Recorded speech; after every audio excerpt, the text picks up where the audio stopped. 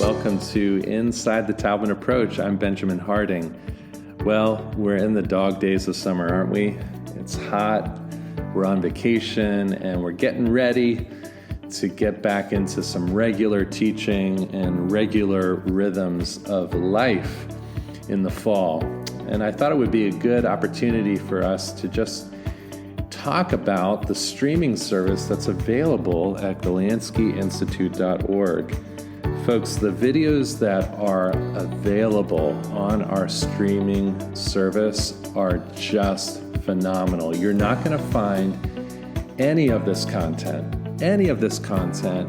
online, but through our streaming service. It's totally worth it. So go to GolandskyInstitute.org and sign up for our streaming service. You're going to find so many videos that are going to help you to learn about this phenomenal work, the Taubman Approach. Okay, so on this episode, I'm just going to give you a little snippet of some content that's available on our streaming service. This is John Bloomfield. Let's dive in. We need, first of all, to distinguish between an absolute vertical togetherness and then a togetherness of another kind that involves triggering. By vertical togetherness, I mean the feeling that four notes play at exactly the same time. Just for reference sake, I'm starting at the polyrhythm in the Beethoven example. Example 1, it's the end of the first measure where you see the 4/30 seconds against the triplet. This togetherness must be felt as one event for the body, not two hands, but one event for the body. It's not a casual togetherness for the two hands, it's a very intentional togetherness for the two hands. So when the right hand plays, the left hand must play at exactly the same time. Now the next thing that happens in the polyrhythm is a moment where the right hand is going to cue the left hand, because the second note of the right hand should bring the second note of the left hand in. And you see that from the composite diagram we made at first, that polyrhythms are easy page. So what happens here is that after that togetherness, the right hand is going to bring in the left hand. Now this is one of the issues that generally causes people a problem. It's not two separate experiences, the playing of the right hand and left hand, but it's one experience. It's a feeling of right-left. You could call it almost a drunken togetherness if you want to, or like a grace note. Whatever the right hand does, it must bring the left hand in. It's not exactly at the same moment. They have a very particular relationship. The right hand plays first, the left hand follows, but it is a relationship nonetheless. When you're trying to put a passage like this into your hands, you want to feel that first togetherness and then play to the first triggered pair of notes. So that would be what the practicing is at first. I need to feel together, and then I need to feel the triggering. If you're having trouble feeling that on the keyboard, you can actually get away from the keys for the moment. If you want, feel the two hands together, and then feel the right bring the left in. Do you see how that works up here? Together, right, left. It's not right, left, it's right, left. So that becomes one event for the body too. It's not the event of vertical togetherness, but it's an event that involves a quick succession of right going to left, and there shouldn't be any separation of the two. So what we'll do when we try to put it together again is feel the togetherness, feel the right going to the left, and then feel passing back to the right hand again. So we're building this up in stages, just like a bricklayer would build a house, one brick on top of another. That's going to give us a good result in the end. So I'm feeling the initial togetherness. I played the first triggered pair of notes. I go back to the right hand, and then I go to the next triggered pair of notes. And here the left hand brings the right hand in. You can see that from your composite sketch again, that the left brings the right hand in. One more time, together, right, left, right, left, right, and then the final togetherness must be felt.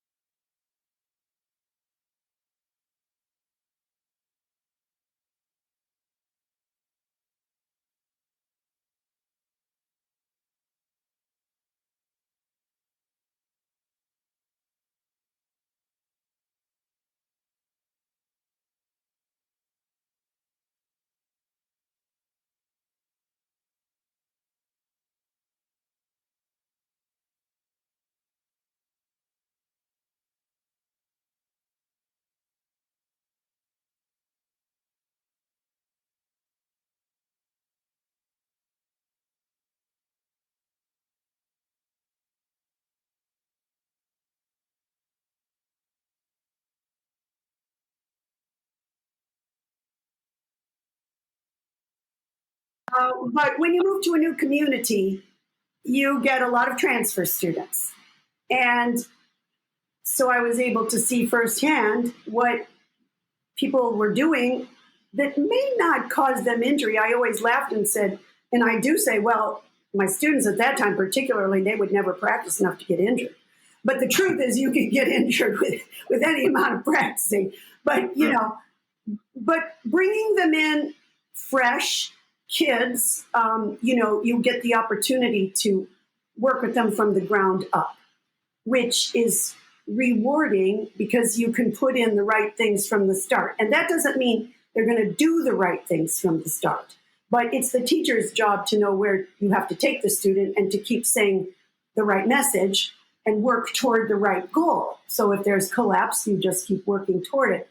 The transfer students, I took a different approach, always knowing in the back of my mind what I needed to fix. But, you have to, shall we say, win them over. You can't just totally tear down their technique.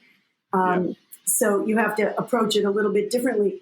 And I've had a lot of adult students, and I have had a lot of elderly adult students over the course of my journey. So I feel like I've taught the gamut from, age 4 to 94. But what I see now more than anything are injured people or those who want to take their technique to a different level because they have limitations, or adults who realize, because I have worked with them now for several years or more, the value and the importance and the success rate of doing what the Taubman approach provides. So lots of time, I spend a lot of time with people coming into my studio who are college students or who are trying to have a career and they can't play. And I have to say, I used to feel stressed about, I can't teach them everything. I can't teach everybody everything. And, there's all this bad technique going on, and I didn't want to be negative and all of that, but I could see that there were these problems. But I finally decided, to just affect one life at a time. And whoever I affect change with will affect change, and they know the difference, and they will take it to their community, whether they're a teacher or a grandfather or a young kid or a prodigy, wherever people are. And so now I feel really happy that whoever I work with, I get to affect their life in a way that I hope they'll take it to their community, as I said, and work with them. On my website, I have a quote by Krista McAuliffe, the astronaut that was killed in the accident. And it says, I touch the future, ... I teach. It could be backwards. I'd have to check it on my website, but it might be I teach. But I think I can look it up. But, that is my mission statement as a pianist. And anybody that I get to work with and share this knowledge with, and anyone I can keep from having to go through what I went through, I feel like it's a win. And actually, as a side note, in 2014, I was named the Kansas Outstanding Teacher of the Year. Right. And, of course, it was an honor, and I am still filled with gratitude for that award. But what I was awarded the honor for, in part, was my work with injured people. And in my acceptance speech, I said, sometimes your greatest work is not done with your greatest student that wins a competition. But anybody that you can keep out of trouble or get out of trouble is extremely rewarding. Yeah.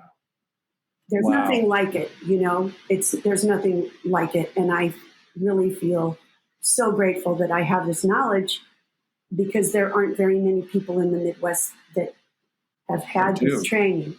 Right. And so I feel like if somebody has trouble, they can come to me. And I feel grateful for the teacher certification program and then the teacher referral program through the Institute. That is a real gift too. to the world. It really is. And dear listener, as you're listening to this podcast, we're going to be including in our show notes all the links that you can get in touch with Elizabeth and the Golandsky Institute. Of course, wherever you're at in the world, we can help to link you up with a certified teacher.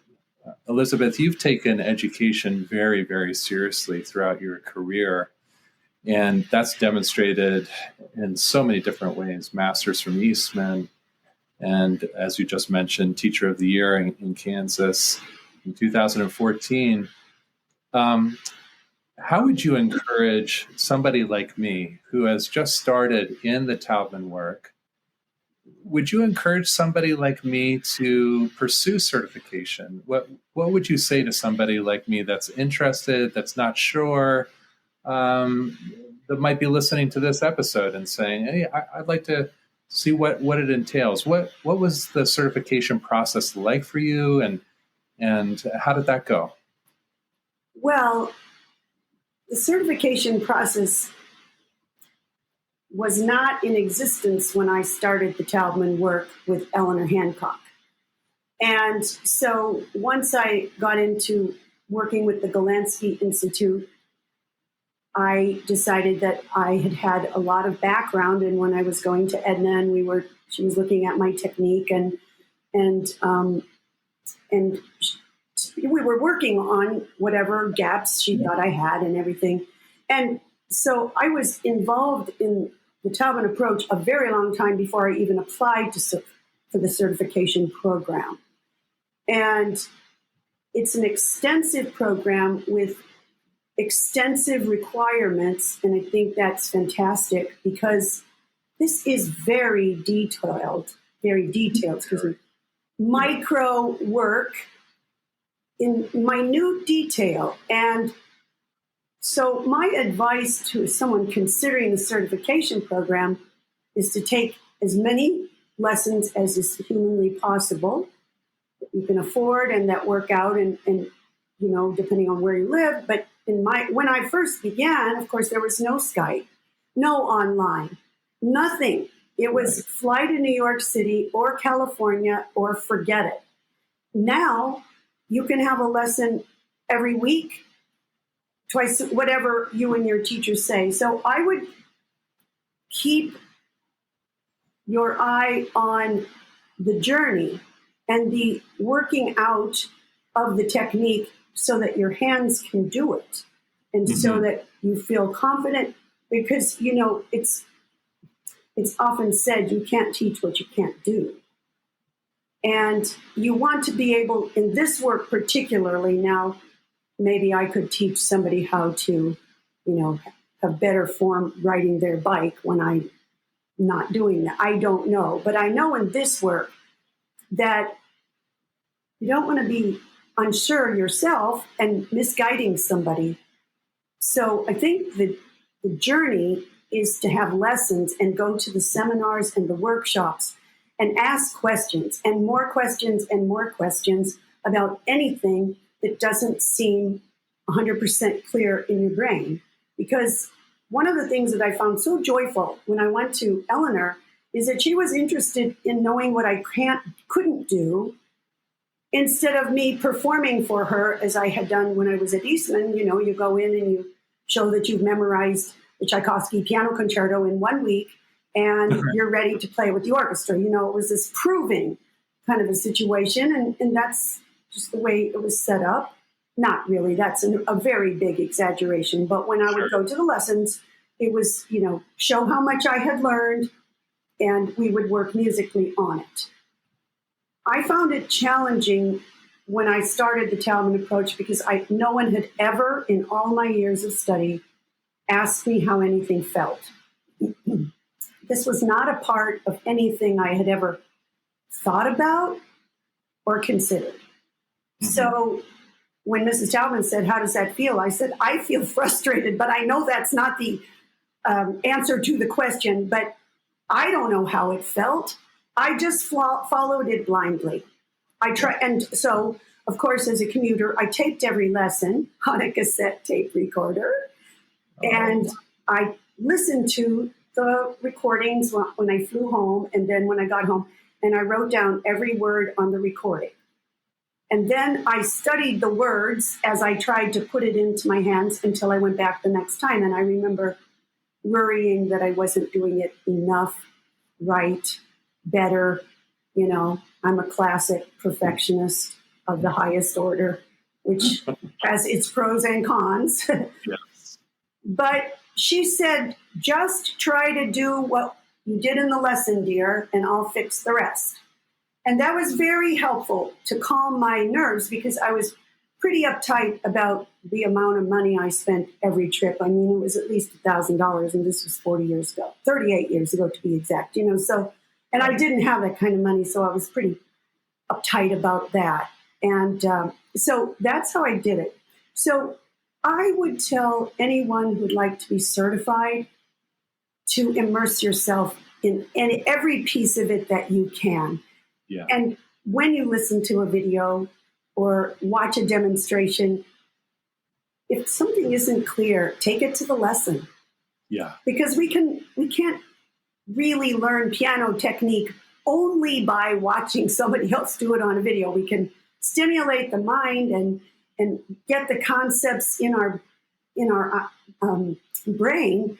But when it comes to the doing, you need the supervision of somebody who knows this work well. Yeah. What kinds of things are exciting you currently in your studio, in your work, in your own playing, perhaps? What kinds of things are sort of exciting you right now in your studio work? Well,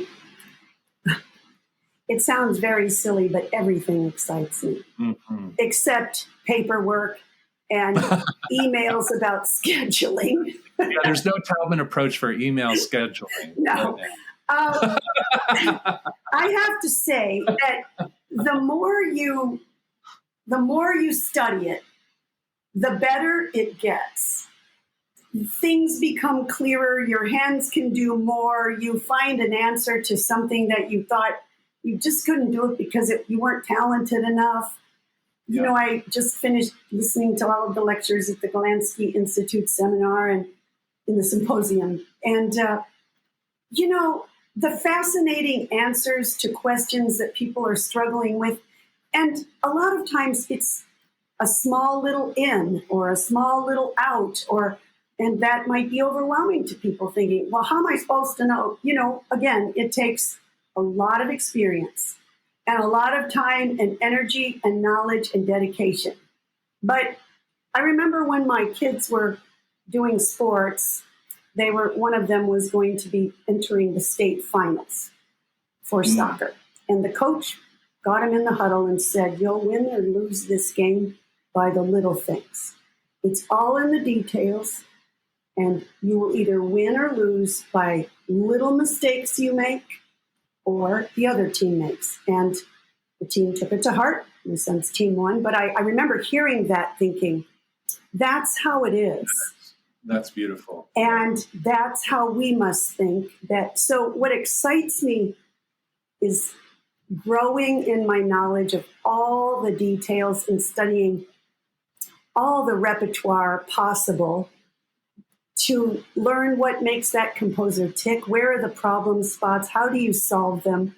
And sometimes the way I solve it is nothing I could have had in mind 10 years ago. I mean, and now the growth in my hands excites me, that my hands do. Your own playing. Yeah. And one of the most exciting things happened to me some years ago. I got injured playing the Brahms F minor quintet after I played that in a carpeted room on a Baldwin piano at a music festival. I'm sure that the injury was coming, but that was when I felt pain. And so I didn't ever look at it for 30 years. But when I got injured and I was rehabilitating, I said, if I could just play the Brahms chamber music, that's all. Just if I could just have one gift, it would be the Brahms chamber music. So a few years ago, I was teaching at the University of Denver at a summer camp, Lamont School of Music summer program. And I was asked to play the Brahms quintet again. And so I took it to Edna, and I took it, I think, to John, but I took it to Edna, and I said, what do you think? And she said, I think you can do it. And I took it to John and said, he said, I think you can do this. And I did it. And it was so much better than it ever would have been before. And while it's a very difficult piece, I've worked out all of the thorny passages. And I remember I played it like I had written it myself. It was so rewarding. And I felt like, okay, I've come full circle. That is such a beautiful story. And wow, your story is so inspiring, and I know it's going to be so inspiring to the listener. And what a story of perseverance in music, and something that you love. Yeah. All the moves that you've gone through, all of the family dynamic things. Life happens. Yeah. Right? Life happens. Yeah. But it is possible for people to your point, not only experience healing if they're injured, but also to excel in piano playing through this approach to heights unknown. And so this is so exciting. Is there a way that people can get in touch with you if they want to study with you in Kansas? Yes, they can go to bethgrace.com. Pretty simple. Yeah. Yeah. Absolutely. And of course, through the Golandsky Institute, through the teacher referral program as well. But I'm here and absolutely doing, I really do want to help people get out of a mess, or if they're not in a mess, get to the other side of it, which the other side is infinite, but it makes you feel so empowered because you learn tools, you learn skills, you develop a skill set on your own. So unlike some types of training where you get a little softer here and you get a little louder there, I mean, that's part of it, but you also, I had a student come to me about 10 years ago, an adult student who had piano when he was younger and came back to it. And he played the Brahms A major intermezzo. And I said to him, what's your fingering? And he said, I've never written in a fingering in my life. Well, it showed. But fast forward, he comes now to every lesson with his problem spots marked, questioning the fingering. Why does it work better? And I have to say, it's just so rewarding that he understands now the value of the choreography. It really does make a difference. I wanted to go back to one small thing that I think is important to address because it came up. I was just co-chairing. No, that's not the right word. Co-leading. I led the resource group at the symposium with my dear friend Barbara Benacos. And one of the things that was very difficult for me when I first was injured is that, number one, I had always been a teacher and a player, but I also needed to teach to make money so that I could go to New York and retrain. And so I was afraid when I was teaching because I knew what I had been teaching was wrong, but I didn't yet know what was right. And I felt very much in the crossfire in my own mind. What do I tell them? What do I not? And so I asked the advice of my teacher, Eleanor, at the time. And what I ended up deciding is to watch their hands and to see what they were doing naturally and where they were breaking their alignment or where they were prone to twist or stretch. And I was able to put those things in at the very earliest level or at the very beginning of teaching any student of any level. Mm-hmm. And that calmed me down. I didn't give them the whole picture because I didn't know the whole picture. I still don't. But, I didn't know enough at that time to know what I was really doing. So when Eleanor helped me with that, it made a difference. And then as I grew in my training and understanding, I was able to then add that into my teaching.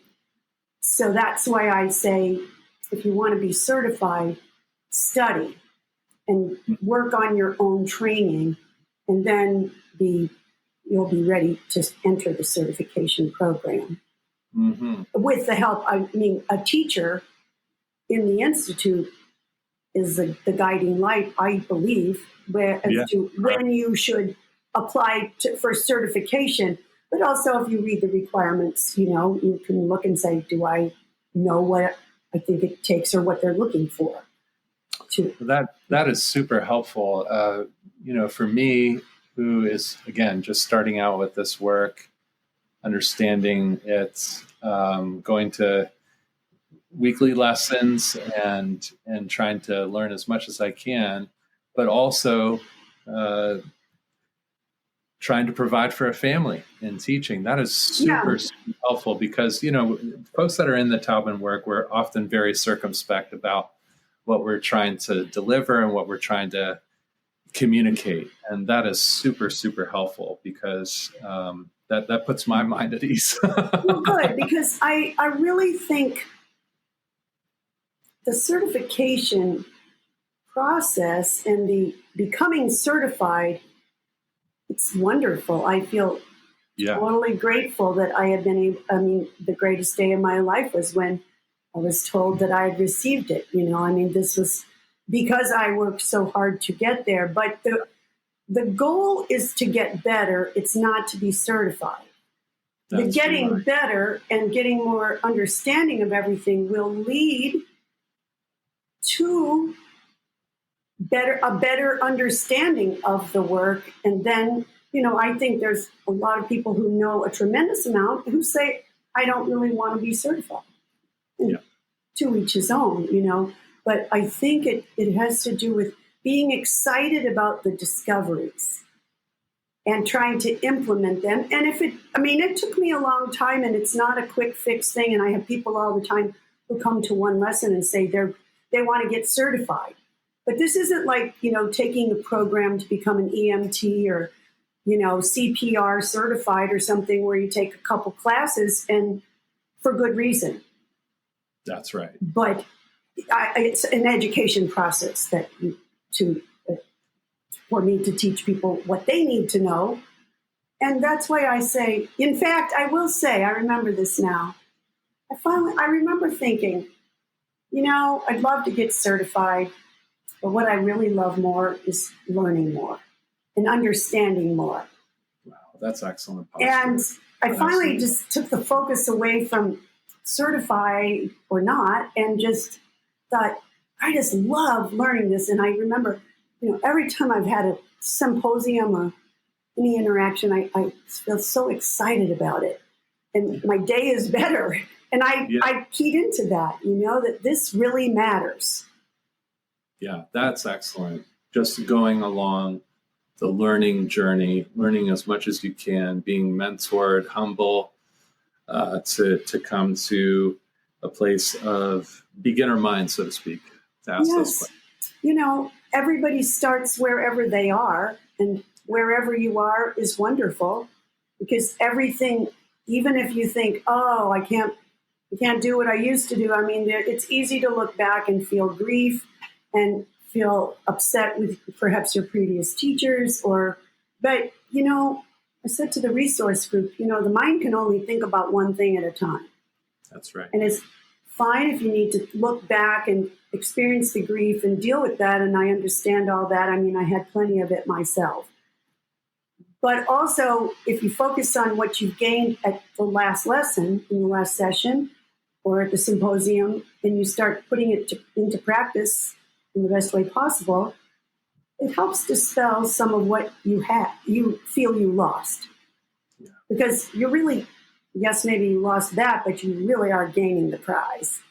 Yeah. Because I just thought when I couldn't play things in my past life, I thought I'm just not talented enough. That's just the way it goes. I guess this is my limit. Yeah. But that wasn't it at all. I just didn't have the right tools or skill set. This has been a wonderful conversation. Thank you so much, Elizabeth, for joining us today inside the Taubman Approach. And we will certainly continue this conversation, I'm sure, in another episode. We could go on and on. This has just been so inspiring to me. Thank you so much for joining us. Well, thank you for having me, really. It's my pleasure to talk about something that has changed my life, unlike most anything else.